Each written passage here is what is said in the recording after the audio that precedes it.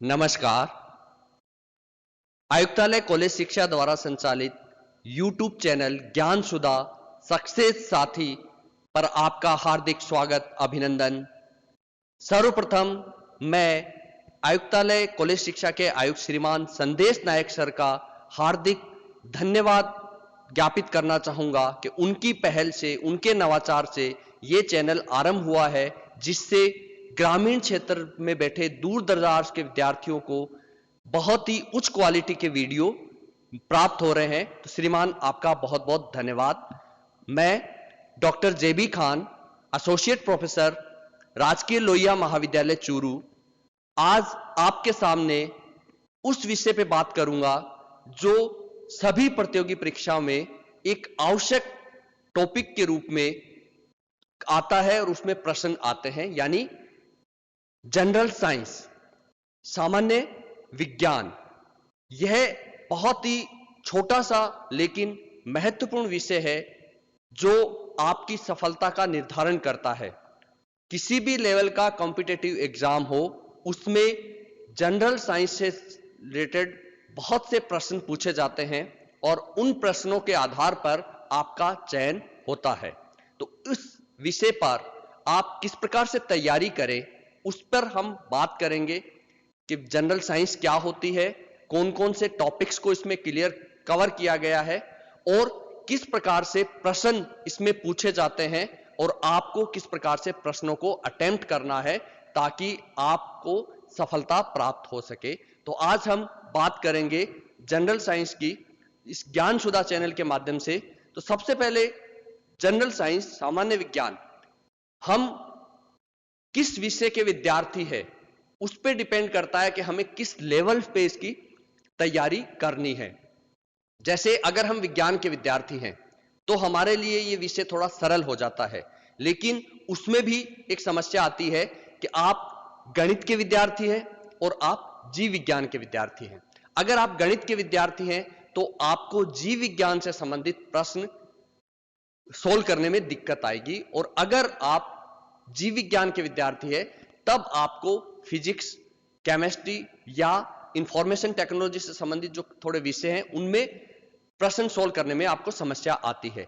तो आप किस लेवल के विद्यार्थी है उस लेवल पे आपको आरंभ करना है, क्योंकि हमें पता है कि जीव विज्ञान से संबंधित प्रश्न ज्यादा आते हैं, इसलिए जो जीव विज्ञान के विद्यार्थी हैं उनके लिए थोड़ा तो ये सरल होता है, लेकिन मैथ के विद्यार्थियों को इसमें पढ़ना पड़ता है। तो आप विज्ञान के विद्यार्थी है, कला वर्ग के विद्यार्थी है और वाणिज्य वर्ग के विद्यार्थी है, सबका तैयार करने का पैटर्न अलग अलग होता है। विज्ञान के विद्यार्थियों को बेस तैयार होता है, लेकिन अगर आप कला और वाणिज्य के हैं, बीए और बीकॉम आपने उस विषय में किया है, तो आपको थोड़ा ज्यादा मेहनत करनी पड़ेगी इसके लिए और जीरो से स्टार्ट करना पड़ेगा। लेकिन इसके लिए आपको करना क्या है, जीरो से स्टार्ट करने के लिए आपको 6th, 7th, 8th, 9th, 10th यानी 6th क्लास से आप आरंभ कीजिए और एनसीईआरटी की बुक पढ़िए। एनसीईआरटी की बुक्स बहुत बेस क्लियर करती है। उन बुक्स को अगर आप पढ़ना आरंभ करेंगे तो आपको आगे कोई समस्या नहीं आएगी। कोई टॉपिक अगर आप डिटेल में पढ़ रहे हैं और बेस आपने एनसीईआरटी से क्लियर किया हुआ है तो वो टॉपिक पढ़ने में भी आपको कहीं कोई समस्या नहीं आएगी। तो आप 6th स्टैंडर्ड से, अगर आप 6th से आरंभ नहीं कर सकते हैं तो 8th, 9th, 10th की एनसीईआरटी की विज्ञान की किताब आप जरूर पढ़ें। लेकिन मेरा तो यही सुझाव है कि आप 6ठी क्लास से एनसीईआरटी बुक्स को पढ़ना आरंभ कर दे ताकि आपको कहीं कोई समस्या न हो, चाहे आप विज्ञान के विद्यार्थी हो।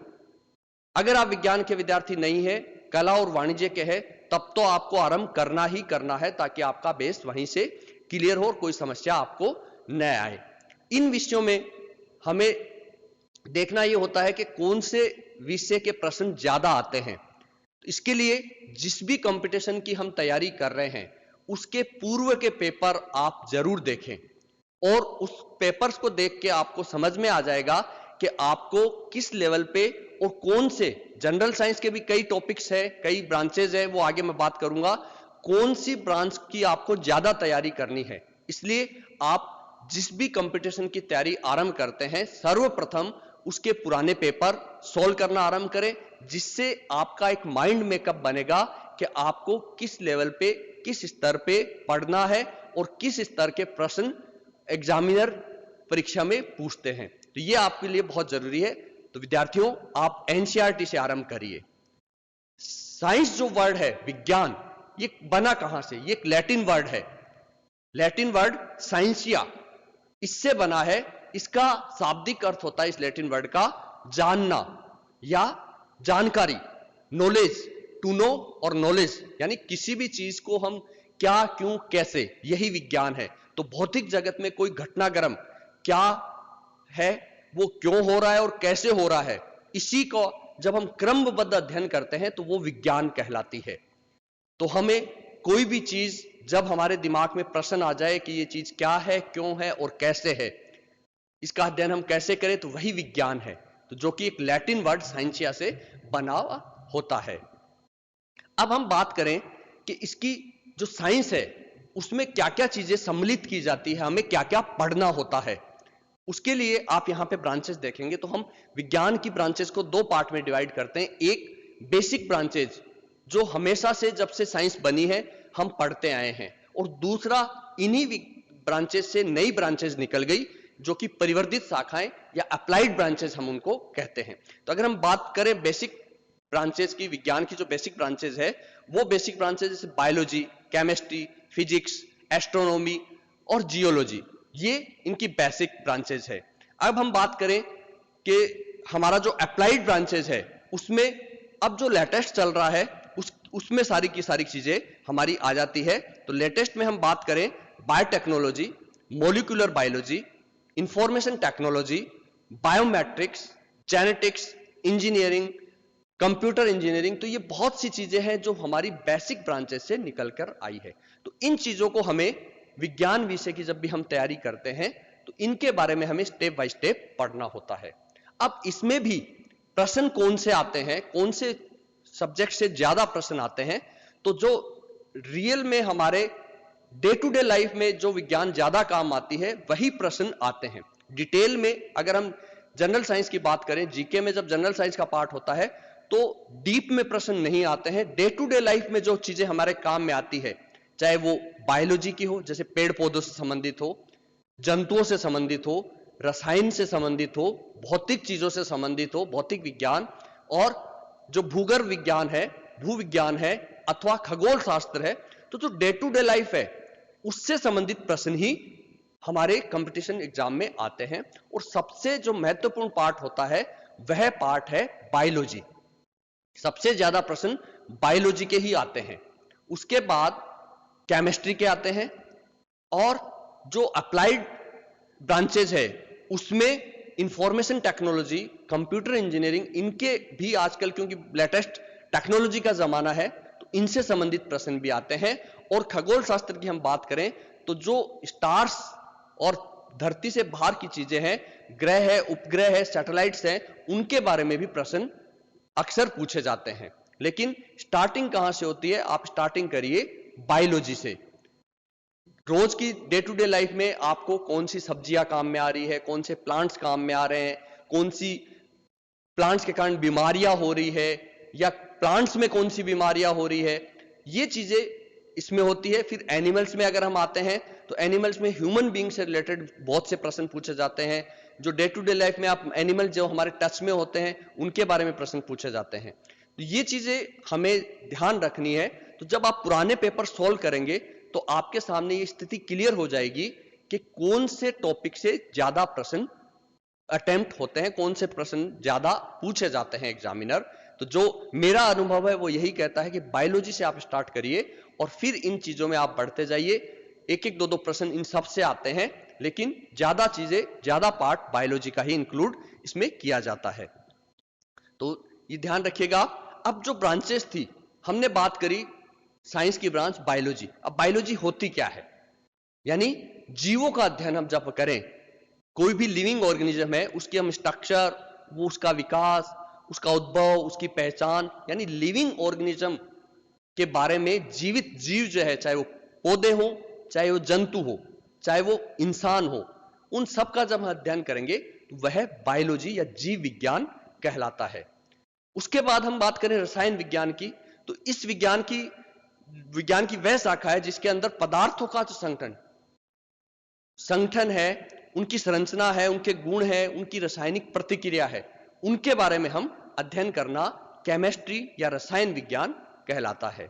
उसके बाद हमने बात करी भौतिक शास्त्र की, फिजिक्स की। इसमें जो हमारी एनर्जी है, ऊर्जा के रूपांतरण और उसके द्रव्य संबंधों की विवेचना की जाती है। जो एनर्जी, कोई काम कैसे हो रहा है, कहां से हो रहा है, कैसे हो रहा है, नेचुरल आंतरिक क्रिया उसकी क्या है, ये सारी अगर हम बात करें तो वो भौतिक शास्त्र या फिजिक्स को उसमें कहा जाता है।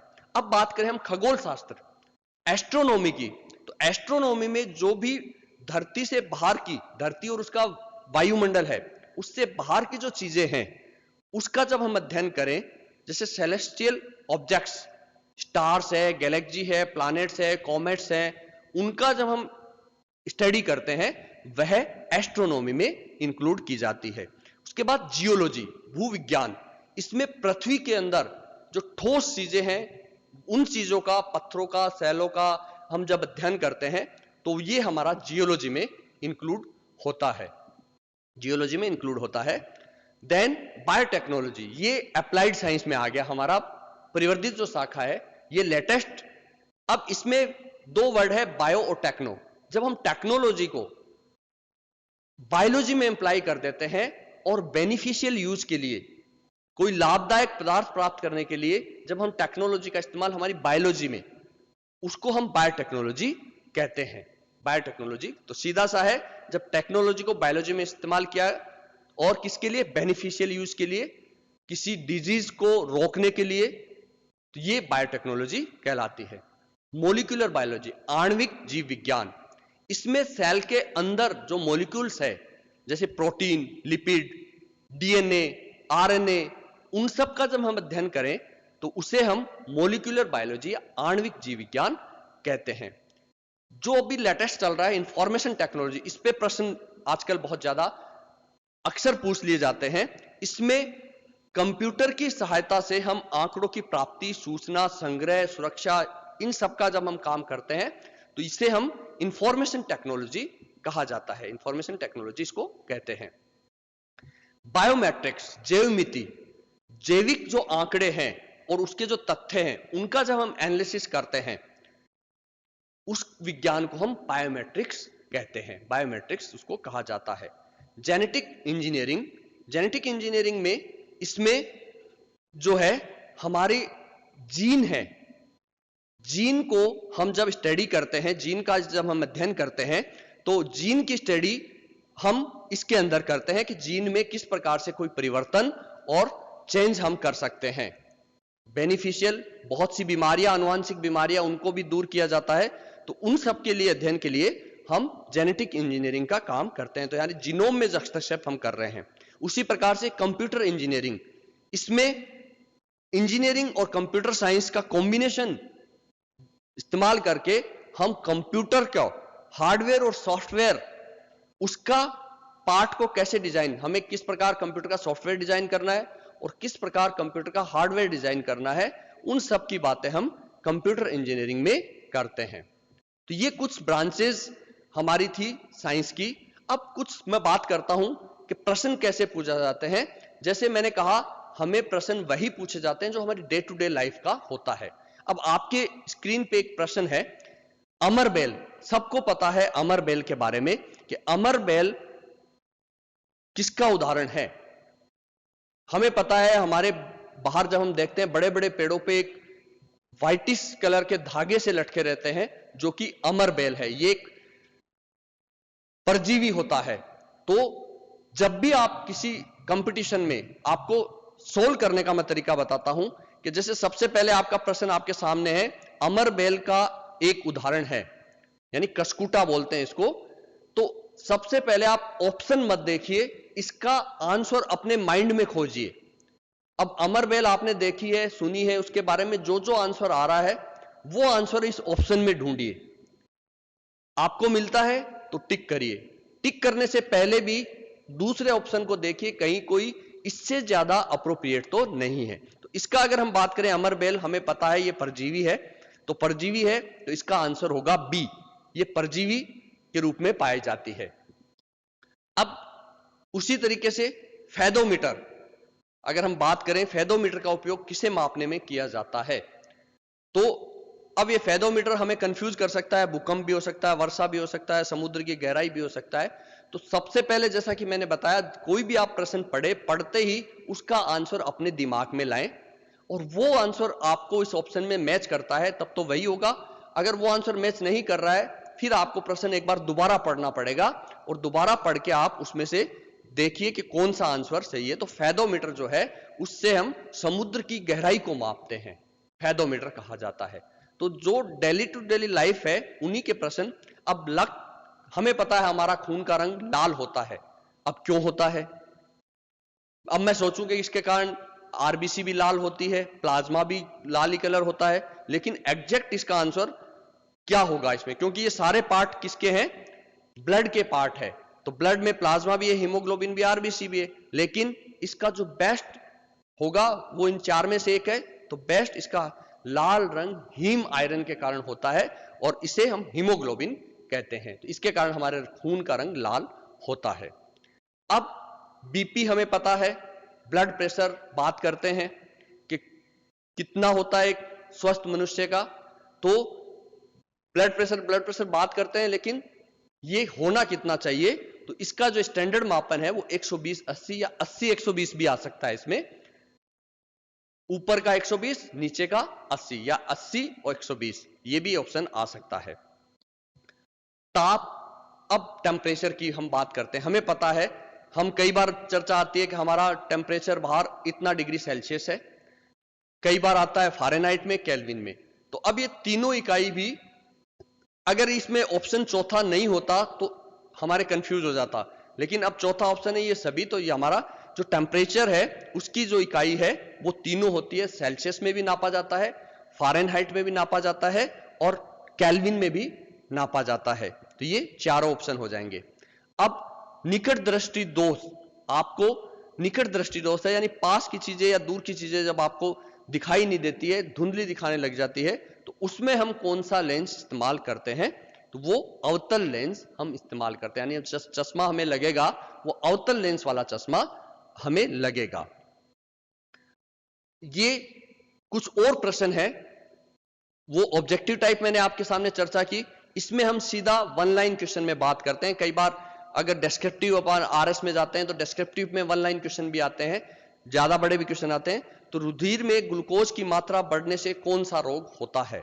ग्लूकोज मीठे से संबंधित है और मीठा हमें पता है डायबिटीज, मधुमेह होता है, डायबिटीज से संबंधित होता है। अब हमारे हार्ट के दो पार्ट होते हैं, लेफ्ट पार्ट, राइट पार्ट।